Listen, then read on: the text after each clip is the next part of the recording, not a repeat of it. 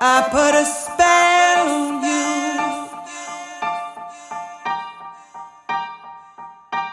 because you're mine.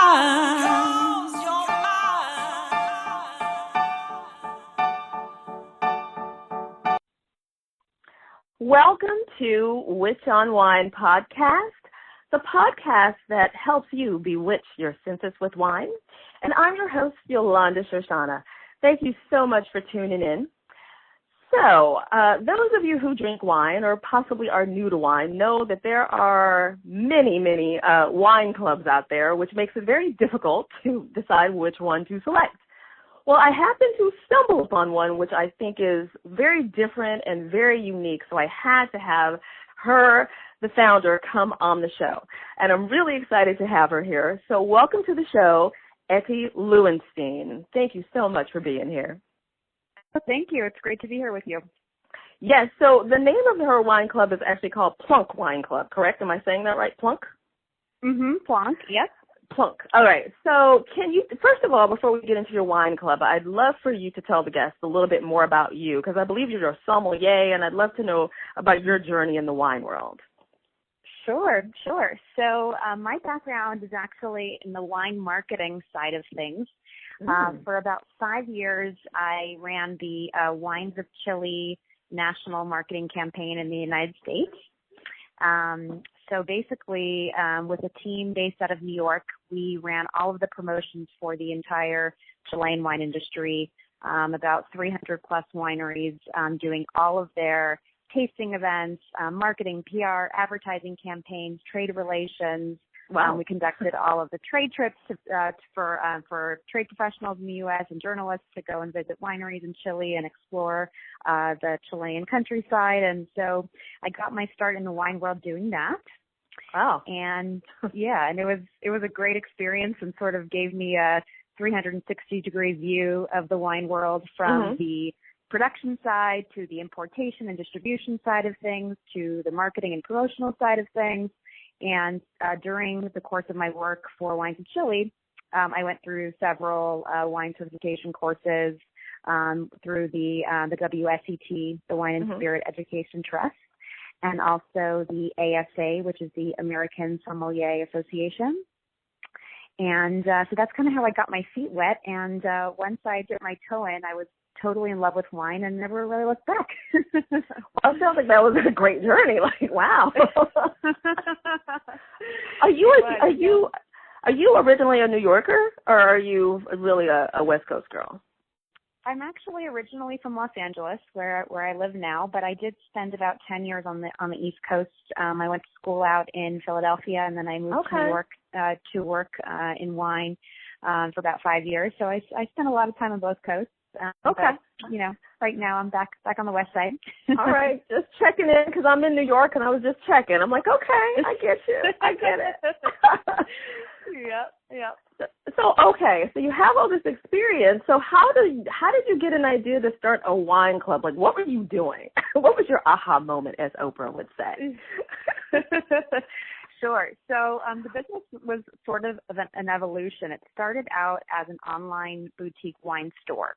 And in the first iteration of the business, we didn't have a club component. We were selling wines a la carte by the bottle, and the idea was to sort of translate a physical brick and mortar experience that you would get shopping at a really cool, neighborhood shop in Brooklyn or something like that, but have that personalized customer service experience on the internet. And so we wanted to kind of translate that into the digital arena.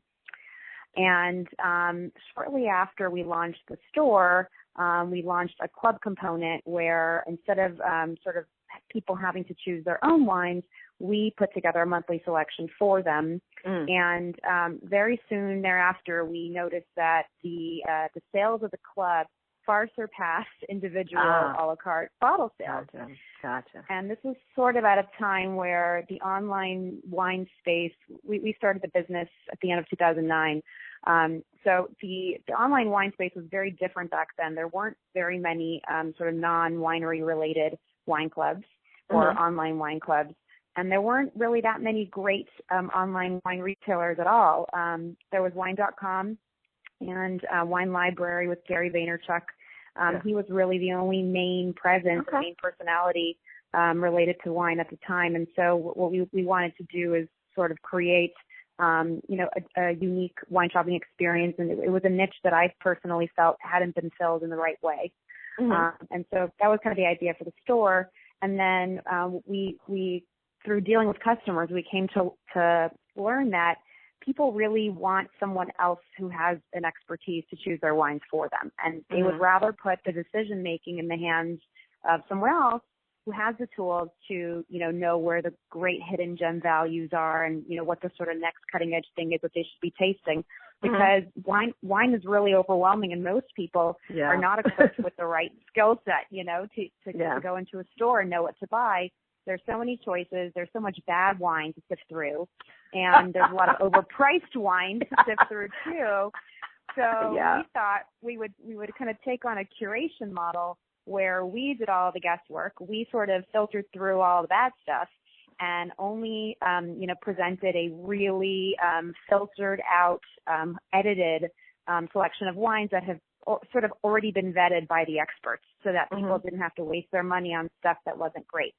Because life is too short to waste your time on bad wine, and so if you can find a better way to drink great stuff all the time without pouring anything down the drain, that's a success. So I'm like fist pumping, like, yes, high five. Yes. Oh my gosh, you said it, sister. I totally agree. And there is a lot of bad wine. There is. And some people are still drinking it, and they don't even, and they like, I don't really like it, but I'm drinking it. I'm like, no, stop.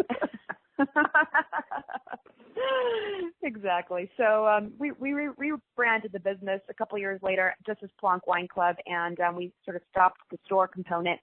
And the business has grown into a big national club, and I'll tell you about the name where we came up with Plonk.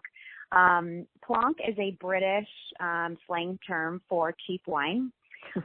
It's sort of a derogatory term, like, not wine that you would ever serve at a white tablecloth restaurant, but kind of like junk. And the idea was to sort of turn the term on its head and use a little irony, because people are so intimidated by wine, and it's sort of this highfalutin, high society thing. And we wanted to treat it with a little bit of humor and show people that you could be drinking really high quality, amazing stuff at value type price points, and it doesn't have to be about snobbery. And so we thought we'd choose a name that had that sort of comedic irony built into it. Perfect. It's perfect. I totally agree. Like, wine should be fun. I mean, it's just such a beautiful thing. God, love wine. Okay, so you brought up an interesting point too. Like, at the time when you started, there were less people in the space. So now, like, I feel like everybody in the mama has a wine club. Like, I can't keep up. I really can't keep up, and it's overwhelming even for me as a writer to try to keep up with all of them. So what would make your wine club different than someone else's or all these others out here? So a couple things. The main thing that makes our club different is, very plain and simply the wine selection. So we take a very different approach to selecting the wines than what you see in most clubs.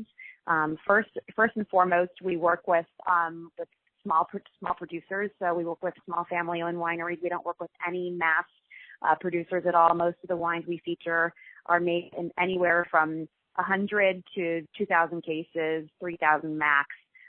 So you're dealing with like a real handcrafted artisan product that's really a reflection of its place and not a reflection of some kind of like boardroom meeting market research demand. And there's a big difference in the juice. You can tell in the product. So we focus on small production stuff like that. And then my particular passion as a buyer is natural wine. So wines that are grown using organic and biodynamic methods in the vineyard without a lot of commercial pesticides and sprays. And really the idea is to sort of minimize the human intervention in the winemaking process. So sort of letting nature do its thing and letting the wine be a real expression of the place where it's from and not of the winemaker who put it into a barrel or into a bottle. Cool. And that's kind of the idea. And so, and again, less than it just sort of being a philosophy. Like a lot of people have turned on to organics because they think it's a good marketing sort of ploy or marketing gimmick. For me as a buyer, I actually sense a real difference in the product. There's a sort of vitality in the wine that is different when you're dealing with natural products as opposed to wines that are grown using more commercial methods and with additives and colorants and acidifiers and things like that. People don't realize that that wine, unless it's stipulated as being organic or certified biodynamic or grown naturally or sustainably, the wine has a lot more than grape juice in it. And because wines they're not regulated by any kind of like governing body that requires ingredient labeling the way the FDA does with food, people don't really know what they're drinking. And so people go into Trader Joe's and buy a bottle of wine and they think they're drinking crushed grape juice, and they're actually drinking they're actually drinking food coloring and chemicals and chemical like sugar additives and all sorts of acidity additives and all sorts of other things that you don't want to know about, that if people had the knowledge would probably opt not to.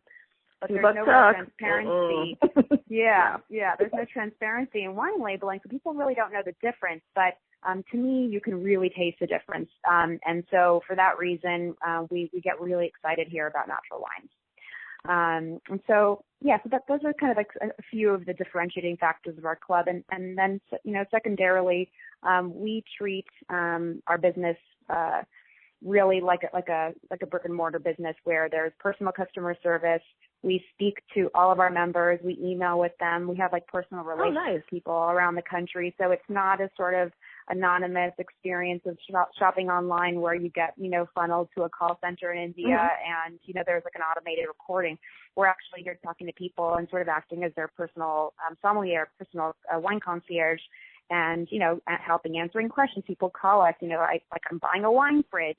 Can you suggest a brand? Or how do I store my wine? I don't have a wine fridge. Should I store it in the fridge or should I store it at room temperature? So we really interact with people, and it becomes really more of a sort of friendship-based relationship, which is really nice and doesn't exist a lot on the internet. It exists much more in a sort of old school brick and mortar setting.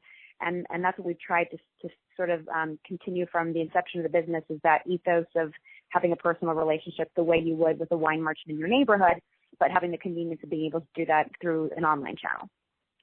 Cool. I love it. That sounds cool. Hey, my kind of club.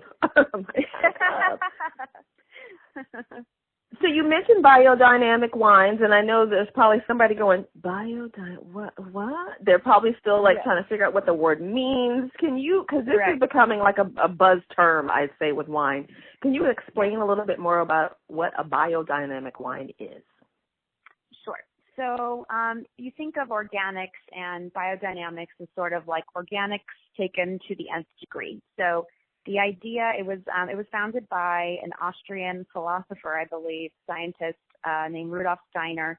And the idea is to create a holistic system in the vineyard. So you're practicing polyculture, so it's not just one type of product being grown, being grapes, but you create a holistic farm environment where you have animals, different types of plants, different herbs, different types of trees planted with the vines. And you create an ecosystem in which everything is sort of self-fulfilled and circular. So the animals produce fertilizer that then goes to the vineyard and it feeds the vine, so you don't have to use commercial fertilizer. And you don't have to use sprays and pesticides because of certain plants that they choose to plant with the vineyard sort of naturally shield away pests and bugs. So you basically use nature to substitute commercial products or, chemically produced products. And they do all sorts of other things, like they plant according to the phases of the moon. So there's like an astrological sort of component, and there's a whole calendar that they use depending on like when they harvest and when they prune and when they're, when they're doing different things in the actual growing process. There's a sort of universal system, and anyone who's practicing biodynamics follows the same kind of calendar, and there are different days called fruit days, and it's a fascinating philosophy, and some of it sounds kind of like hippy dippy. Witty. It sounds very witty. The moon. I love it. Yes. Yes. It does sound very, very witchy. But the fact of the matter is that it's really, it's sort of a hands-off kind of old school way of doing things, and it just produces great fruit. So again, if it were just a gimmick, but it wouldn't translate in the bottle, I don't think, I think people would have realized that. But, and it's not to say that there are, traditional wines that are not made using biodynamics that are not good. There are many great wines that are not grown biodynamically. But it's just, again, it's sort of, I find in biodynamic wines, in organic wines as well, but biodynamic wines in particular, there is some kind of like inner energy to the wine that feels different than wine that is sort of covered up with chemicals. Or with a lot of oak, a lot of new oak, or something like that, where it's sort of a mask. The biodynamic wines to me are sort of naked in a way that they're sort of unadorned, no makeup, and you really get to see the true nature of A, the grape variety, and B, the particular place. So people talk about terroir. I think with biodynamic wines, you really get a sense of terroir, and one wine is so different than the next. So commercial wines kind of all taste the same, if you notice, because they're all sort of, they're made in a way and they're sort of manipulated in the same way. Natural wines, the idea is for, it's like when you think of, growing fruit in an orchard, one peach is going to taste different than another peach because it's a natural product and it has its own, different expression. And that's how wine should be. It's not a commodity that is made in a factory, but it's an expression of nature, and there should be variability between one wine and the next. And I think biodynamic and organic wines really show that in a more transparent, sort of pure way. I 100% agree with that, because I have tried them, and you can just, it's like a world of difference on the mouth. It really is. Yes, it is. I don't know. Takes it to a whole other level. So in your wine club, you have a few different options. What are some of the options that people could get? You have like a red wine club, a white wine. Tell us a little bit more about that. Sure. So we have two main categories or tiers of clubs. We have our curated clubs, which we basically create a sort of spectrum of different wine styles and different grape varieties and regions. And each month we rotate, so you never get the same wine twice. Oh. And so within that you can choose to get all reds in our red wine club, all whites in our white wine club, or we have a mixed wine club, which is half-half. And then we show some really great dry rosé in the springtime and some nice sparkling wines and bubbles during the holidays for the mixed club. Oh, my interest is peaked again. Oh, that's fun. And then our second tier of clubs is called our Great Variety tier. And in those clubs, those are 2-bottle clubs. The curated clubs come in 2, 4, or 12. The Great Variety Clubs, we created these to sort of appeal to a particular kind of drinker who kind of knows what they like, but is open to exploration. So we have a Cabernet Club, a Pinot Noir Club, and a Sauvignon Blanc Club. And the idea is we create sort of families or groupings of wine styles. So for the Cabernet Club, each month you get 1 bottle of Cabernet, and then the second bottle is something that we hand select to act as a sort of companion wine to Cabernet. So it's going to be made of a different grape from a different region, but it's sort of tailor selected for a Cabernet drinker. So it's going to have deep concentration. It's going to be pretty opaque in the glass. It's going to have some oak on it. It's going to have some tannic structure. It's going to be a little brawnier in style. So every month we feature a Cabernet from a different part of the world, or a different part of California if we're doing domestic. And then the second wine could be anything from an Aglianico from Italy to a Bordeaux-style blend from the Left Bank to we recently featured a Carignan from the Roussillon in France. So, things that might be surprising to someone who only drinks Cabernet, but when they pour the two wines side by side, it's pretty instantaneous in terms of why we selected them. They're sort of like doppelganger wines. I love it. So, that's hot. Stylistically kind of in tune, And we do the same thing for Pinot Noir. So you get 1 bottle of Pinot each month, and then the second wine is sort of a discovery wine. So we feature lighter style reds, kind of elegant reds that have sort of softer lines, juicy. We use a lot of Gamay and Frappato and Blaufränkisch from Austria. So again, things that you might not have heard of if you're a Pinot drinker, but based on the fact that you like the profile of Pinot, you will definitely like these other wines. Wow. So that's kind of the idea. And the same thing goes for Sauvignon Blanc. So we'll choose lots of different citrusy, clean, fresh, mineral-driven whites, anything from Gruner Veltliner to Albarino. We've used Friulano and all sorts of other cool Italian grapes. So that's kind of the idea behind those. So, if you're someone who likes Pinot, you'll definitely will not get anything that resembles Cabernet or Malbec in your shipments. And so we sort of like segment the audience a little bit, because some people like to, for me, for instance, I like to drink all over the map. I like light-bodied wines. I like fuller-bodied wines. I like white, red, rosé, the whole gamut. But other people sort of like have a clear idea, like they only want full, concentrated, masculine-style reds. And so we created a club specifically for drinkers like that, but who are still open to suggestion. I love it. No, that's hot. Like, I'm sitting here, my mouth is watering, going, I want to try all of them. Because I'm like you, white, red, rosé, sparkling, just bring it on. That's how I feel about it. So if someone is new to wine, what tips can you offer them to expand their wine knowledge? So the first thing I would suggest is to never drink the same thing twice. But what if I like it? Hold on, I'm gonna play devil's advocate, because I see people gasping as they hear you say that. But I like this one wine. Etty, what am I supposed to do? One wine.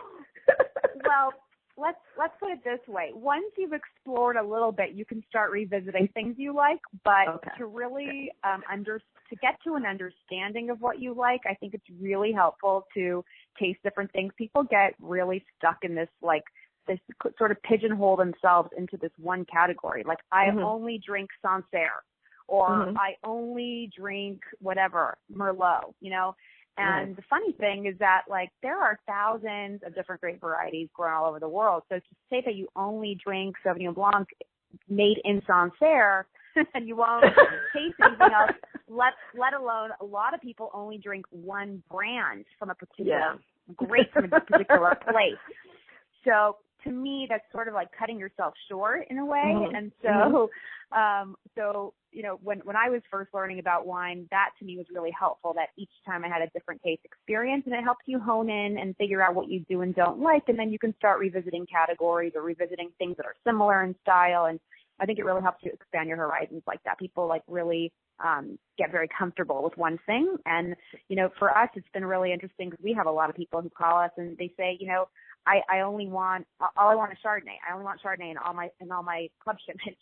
And, our response to them is, have you tasted Godello from Spain? And they've never heard of it. They would never think to buy something like that. And so when you literally force someone to taste something new, it's amazing to see the results, because we get callbacks from people and they're like, this is the best wine I've ever tasted. I've never heard of this. No one ever showed me this. And like, who wants Chardonnay anymore? Right. So the satisfaction for me is, when I get people calling in and they're ordering cases of a random, Croatian Zweigelt that they didn't even know Croatia made wine. They've never heard of the Zweigelt variety. And now, when they're like, I only drink Cabernet, well, now you're drinking Zweigelt. So it's really fun, and it's a really fun thing to explore, and it's really a drinking adventure. And I think when people are they kind of surrender the control a little bit and let you make the selections for them, I think people have so much fun with this. Perfect. I knew I liked you when I saw your video. I was like, you're a badass. You are such a badass. I thank you so much for all this great information. And can you tell people how to find you? How do they sign up for your club? What's your website? Sure. So our website is Plonk, Plonk, wine, WINE, club, CLUB.com. Awesome. And you can sign up for all of our clubs straight from our site. Awesome. I hope one day our paths cross. I have a feeling it will happen in the flesh. I'm going to meet you one of these days. in probably a crazy place. I have a feeling. The wine world is like that. When you come to LA, yeah. Right, or if you're ever in New York, for instance, vice versa. Well, I want to thank you once again, and thank you everybody for tuning in. And don't forget to sign up, because this wine club, like I said, and you know me, I'm very particular about things that I love to bring you the more interesting things. And as you can see, she knows what she's doing. So thanks for tuning in, and until next time, cheers to you. Bye.